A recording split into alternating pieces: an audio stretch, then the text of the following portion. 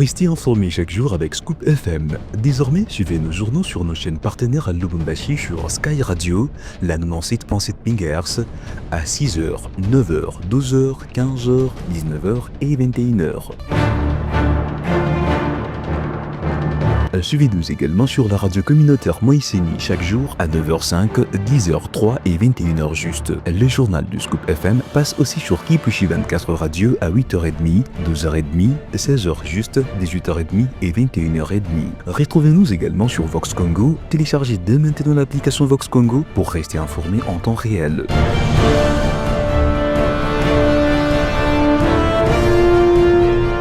Scoop FM, suivez-nous sur notre page Facebook et sur notre chaîne YouTube pour tout savoir sur l'actualité locale, provinciale, nationale et internationale. Scoop FM, la neutralité réelle. La neutralité réelle.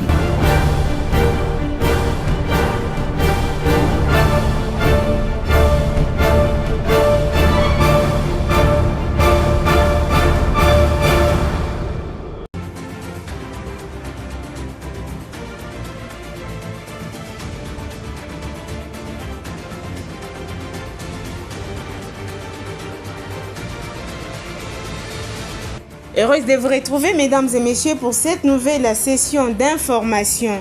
Naufrage en série, Tshisekedi exige des mesures urgentes de sécurité sur les voies navigables. À découvrir dans cette édition du journal. Une fois de plus, bienvenue. La recrudescence des naufrages en République démocratique du Congo a poussé le président Félix Tshisekedi à réagir fermement au cours du Conseil des ministres du vendredi 19 septembre. Il a exigé un renforcement immédiat des mesures de sécurité et de prévention sur l'ensemble des voies navigables du pays. Suivez. Parmi les drames récents, celui survenu les 10 et les 11 septembre au confluent des rivières Solo et Maringa, dans les territoires des Basankusu à l'Équateur, a particulièrement marqué les esprits. Ce naufrage a coûté la vie à de nombreux Congolais, dont une majorité d'élèves, plongeant les familles dans les deuils. La nuit du 10 septembre, une pirogue motorisée appelée Bokenda, quittant le secteur Waka pour Basankusu Centre, a chaviré. Plus d'une centaine de passagers s'est trouvé à bord, essentiellement des élèves. Seules 8 personnes ont pu être sauvées par des riverains. Les premières informations évoquent une surcharge et une navigation nocturne pourtant strictement interdite. D'après l'agence congolaise de presse, l'embarcation transportait 129 personnes. Les bilans provisoires fait état de 10 morts, dont 7 femmes, 25 disparues et 96 rescapés.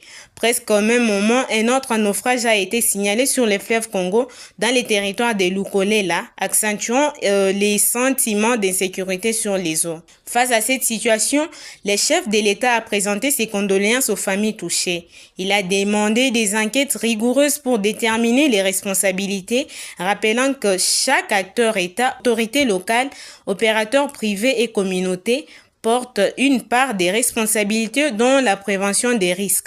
Le président a également instruit le vice-premier ministre chargé des transports de dresser rapidement un état des lieux complet de la navigation fluviale et lacustre. Des mesures précises ont été annoncées, notamment la fermeture des embarcadères, la destin, la traçabilité des bateaux, l'application stricte de l'interdiction de naviguer la nuit, le respect des normes de sécurité et les campagnes de sensibilisation.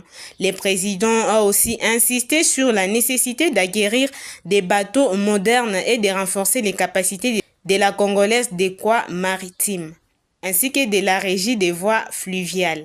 Enfin, les ministres en charge des affaires sociales ont été chargés de prendre en charge les victimes et de collaborer avec les partenaires éventuels. Ils devront, lors du prochain Conseil des ministres, rendre compte de l'évaluation des mesures mises en place. Pour Félix Tshisekedi, ces réformes doivent être appliquées sans délai afin de mettre un terme à l'hécatombe qui endeuille régulièrement les eaux congolaises. Bao Lomami, 17 septembre, une pluie torrentielle a détruit 140 maisons et blessé 3 personnes. Les sinistrés sans abri attendent toujours une aide d'urgence dans une cité régulièrement frappée par des pluies diluviennes. Fatou Niembo nous en dit plus. Lubao, 17 septembre, une pluie torrentielle s'est abattue mercredi sur la cité de Lubao, causant d'importants dégâts humains et matériels. Selon des sources locales, 140 maisons ont été détruites et 3 personnes brièvement blessées ont été admises à l'hôpital général de référence.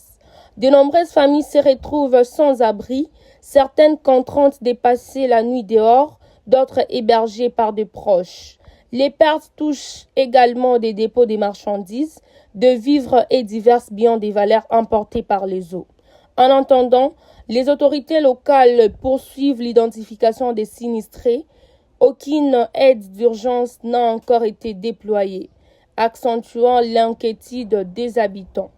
Située à l'est de la province de Lomami, la cité de Lubao subit régulièrement des pluies diluviennes.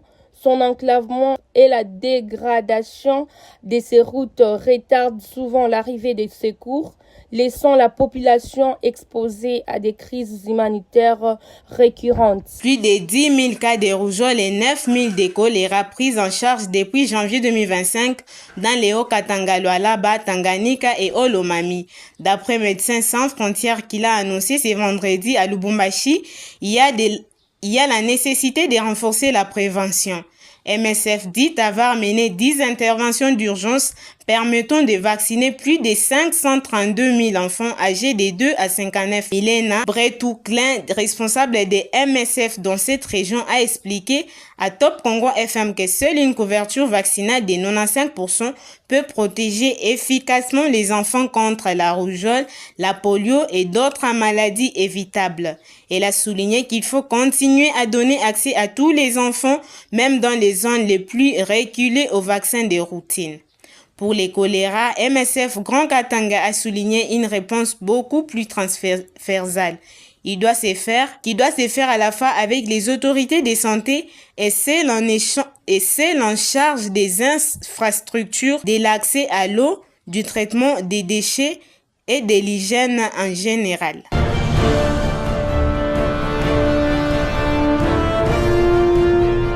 Scoop FM, suivez-nous sur notre page Facebook et sur notre chaîne YouTube pour tout savoir sur l'actualité locale, provinciale, nationale et internationale. Les armées de la République démocratique du Congo rappellent à tous les militaires capturés ou portés disparus à Goma et Bukavu, aujourd'hui pris en otage par la FCM 23 et alliés, que vous êtes et restez militaires des FARDC.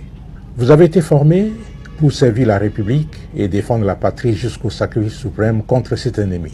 N'accordez aucun crédit aux promesses données par ces vendeurs de vent et d'illusions. Ils veulent se servir de vous comme leurs esclaves contre vos propres frères et sœurs, au détriment de vos intérêts et au détriment des intérêts de la République.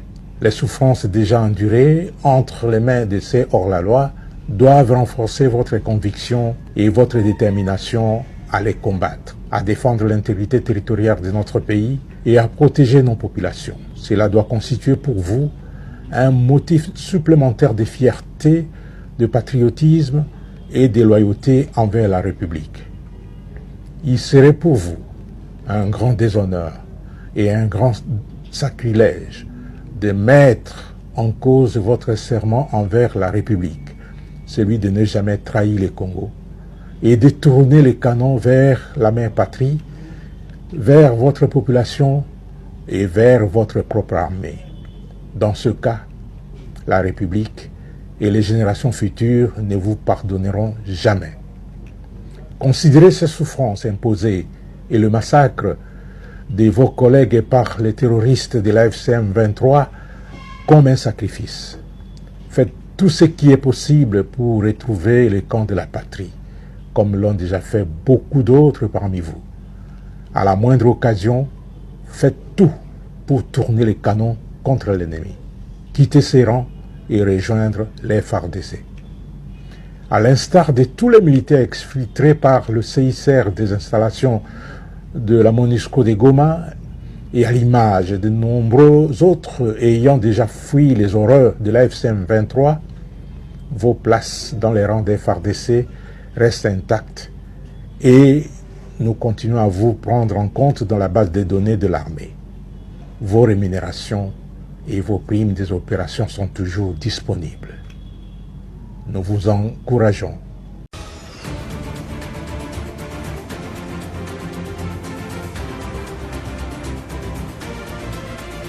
Nous sommes arrivés à la fin de cette session d'information, mesdames et messieurs. Florence Kafunda, c'était moi à la présentation. Grand merci à Christian Mouchampa pour la coordination. Quant à moi, je vous dis portez-vous bien et à demain.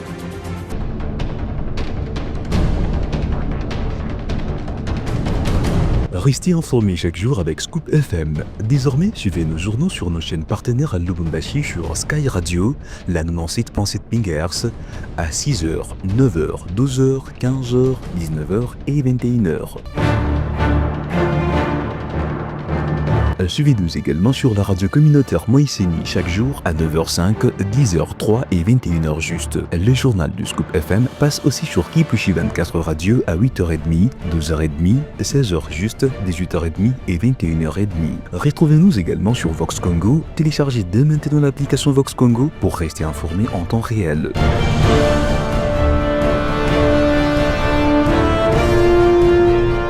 Scoop FM, suivez-nous sur notre page Facebook et sur notre chaîne YouTube pour tout savoir sur l'actualité locale, provinciale, nationale et internationale.